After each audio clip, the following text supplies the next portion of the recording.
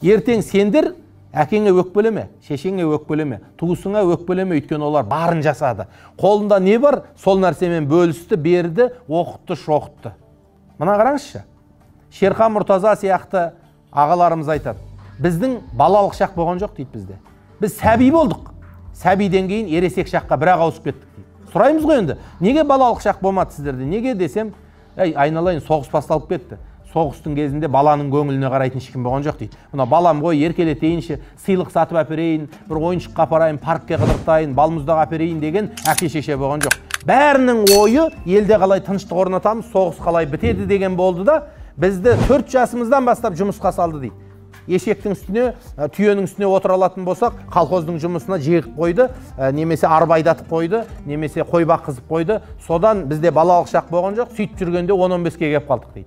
10-15-ке келгеннен кейін хат танисың ба, болды, колхоздың бухгалтері боласың, мектепте сабақ бересің, біреуге еге боласың деп, былайша айтқан кезде 14-15 жастан бірден есейіп кеттік. Сонда біз сәби болдық, сәбиден кейін есейіп кеттік. Екі ортада балалық шақ болған жоқ дейді.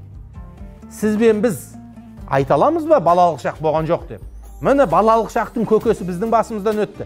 Тіптен біздің балалық шағымыз созылып баратыр. Біз әлі 18-19-ға келгенше бала болып сезініп жүрміз өзімізді. Біз есеймей жатырмыз. Сондықтан Абай атамыз айтады. Ғалым болмай немене балалықты тыйсаңыз дейді. Адам балалықты тастаса, тіптен ғалым болып кетеді екен. Бір үлкен қоғамға пайдалы жұмыс жасайды екен. Әрқайсымыздың кемшілігіміз бар, бірақ ертең сіздер әке болғанда, сіздер ана болғанда, сіздерде енді ұлы мүмкіншілік бар. Сіздер шынымен керемет ана болуға мүмкіншілік бар. Сіздерде шынымен керемет әке болуға мүмкіншілік бар. Балаңызды білімді, қоғамда көз ашық, текті, жан-жақты бала қылып өсіруге именно осы сіздерде мүмкіншілік бар. Өйткені сіздерде балалық шағы өтті. Сіздер жыртық киім киген жоқсыздар. Осы жерде нәскиін жамап киіп жүрген адам жоқ. Осы жерде бір көйлегін жамап киіп жүрген адам жоқ. Барлығыңыздың үйде киілмей тұрған киімдеріңіз бар. Симай қалған киімдеріңіз бар.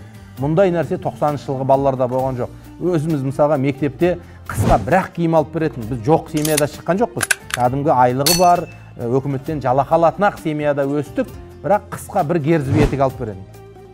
Сол герзбе етікпен малдың астын тазалайсың, сол герзбе етікті тазалап жіберіп мектепке барасың.